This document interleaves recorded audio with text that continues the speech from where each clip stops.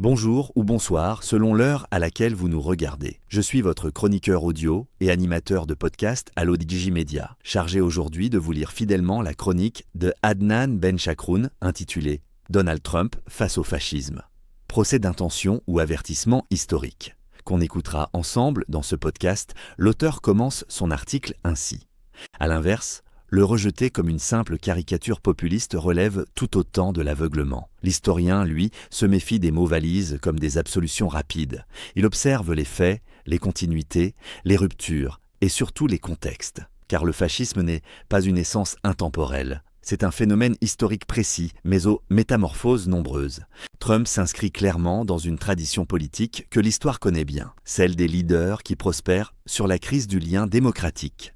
Crise de confiance envers les élites, crise économique latente, sentiment de déclassement culturel, peur du déclin national. Les années 1920 et 1930 ont vu émerger des figures comparables dans des sociétés persuadées d'avoir été trahies par leurs propres institutions. La rhétorique trumpienne repose sur un schéma classique, le peuple authentique contre des ennemis intérieurs. Médias, menteurs, juges, corrompus, migrants envahisseurs, scientifiques manipulateurs. Cette logique de désignation permanente n'est pas un simple style.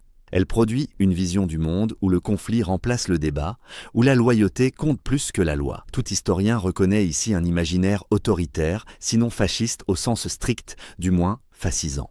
Le rapport aux institutions est également révélateur. Trump accepte la démocratie tant qu'elle le sert. Lorsqu'elle lui résiste, il la conteste. Le refus de reconnaître sa défaite en 2020, puis la banalisation de l'assaut du Capitole, constituait une rupture grave dans l'histoire politique américaine. Aucun précédent équivalent n'existe à cette échelle depuis la fin du XIXe siècle.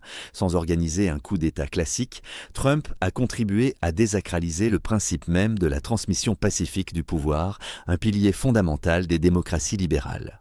Enfin, il faut évoquer la violence symbolique. Trump ne l'invente pas, mais il la légitime. Il l'encourage par allusion, par silence complice, par relativisation constante. L'histoire enseigne que le fascisme commence rarement par des camps. Il commence par des mots qui préparent les esprits. Mais l'objectivité oblige aussi à instruire à décharge.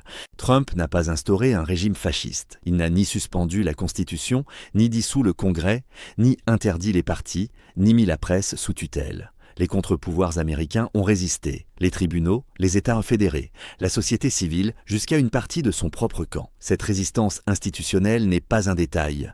Elle marque une différence majeure avec l'Europe des années 1930. Sur le plan économique, Trump ne propose pas une économie corporatiste autoritaire, pilier des régimes fascistes historiques. Il reste fondamentalement inscrit dans un capitalisme libéral, conflictuel certes, mais non étatisé. Il ne cherche pas à fondre l'État, la nation et l'économie dans un projet totalisant. Son rapport au pouvoir est plus personnel qu'idéologique. Tout historien notera aussi que Trump n'a jamais tenté de créer un parti unique ou une milice d'État structurée. Son autoritarisme est fragmenté, souvent improvisé, parfois incohérent. Là où le fascisme classique était une machine idéologique disciplinée, Trump incarne plutôt une figure de chaos, nourrie par l'instant médiatique et la polarisation permanente. Il faut enfin rappeler un point essentiel. Trump est autant un symptôme qu'un acteur. Le réduire à une anomalie morale permet d'éviter une question plus dérangeante. Pourquoi des dizaines de millions de citoyens, dans une démocratie ancienne, adhèrent-ils à ce discours? L'historien sait que le fascisme ne naît jamais seul. Il est toujours le produit d'un terrain social, économique et culturel dégradé. Alors, Trump est-il fasciste? L'histoire invite à répondre avec précision. Non, pas au sens canonique. Mais elle oblige aussi à ajouter « oui ». Comme révélateur et catalyseur de dynamiques autoritaires au sein d'une démocratie fragilisée. Trump n'est pas le fascisme accompli. Il en est la forme contemporaine inaboutie, adaptée à l'ère des réseaux sociaux, des institutions résistantes et de la communication permanente.